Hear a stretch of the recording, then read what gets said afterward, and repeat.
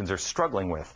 Cancer is the second leading cause of death in this country, leaving over 500,000 families each and every year without mothers, fathers, or children. But there's some good news.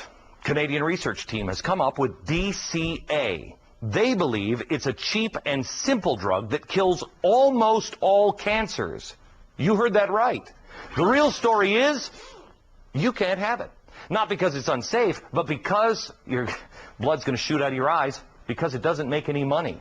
You and I know there's big money to be made when pharmaceutical companies develop new life-saving drugs. But the gravy train doesn't last for long. After investing millions and millions of dollars into research and to the development of a new drug, companies only have a few years to make their money back, plus a profit, before their patent expires, and competing companies can make a generic form of the same drug.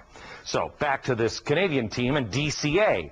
They're working out of the University of Alberta in Edmonton, Canada, and scientists have tested DCA on human cells cultured outside the body. They found that it killed lung, breast, and brain cancer cells, but not healthy cells. Got it? That's revolutionary. This is bordering on a cancer miracle. Tumors in lab rats that were deliberately infected with human cancer also shrank drastically when they were given DCA. So, where's the problem? Well, since DCA has no patent, that means it can be made generically from day one. No exclusivity equals no value. You know, I heard that today and I thought, you know, once in a while, maybe capitalism needs to be reminded of the value of human life. Dr.Evangelos Michelakis, he is one of the leading researchers working on DCA out of the University of Alberta. Doctor, am I overstating this? Do you believe this is a cure for many cancers?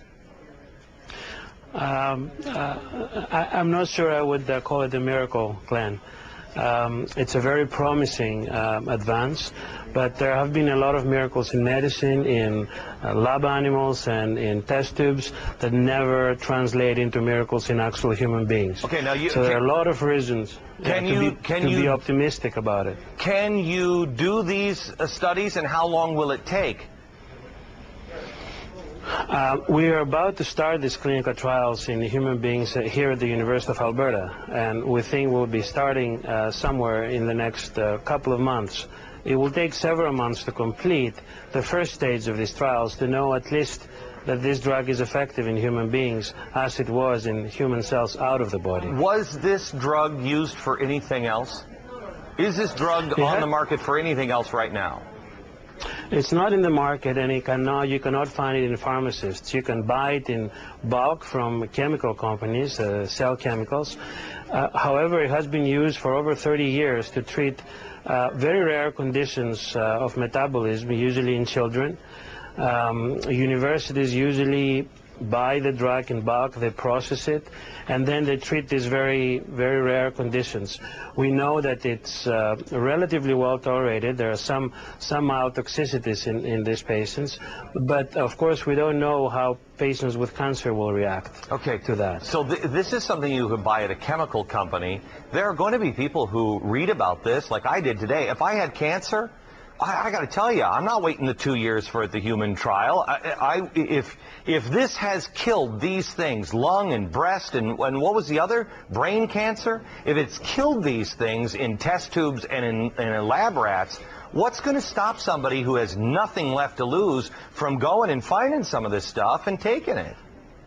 That's a very important question, and in fact we've been bombarded with this question. But you got to keep in mind that it is possible it might hurt someone. For example, a lot of these patients are already taking cancer medications, and the interactions of this drug and any drug with the existing drugs is unpredictable. It could result in worsening than improvement.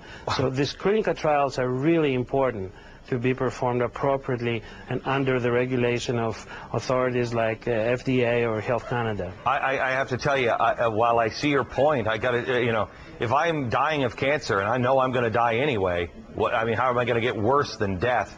You had a hard time getting anybody to pay attention to this because there's no money to be made in this. Why don't the insurance companies get involved and pour money into this? There's a ton of money to be saved by insurance companies. Why isn't the capitalist system working on that front? That's a very interesting question, and you're right. You would expect. I think there are some laws preventing the insurance company in investing in research, but I'm not a lawyer to tell you that. I think there is some regulations. It's not that easy to do that. However, the authorities like the University of Alberta and the Faculty of Medicine and Dentistry have already committing, and they're helping us along with the people of Alberta that already started donating money to at least make the first step. All right. Doctor, thank you very much. That is the real story tonight. If you'd like to find out about this story, or you'd like to tell us about another real story of your own, please click on to www.glennbeck.com. Hit that real story button. All this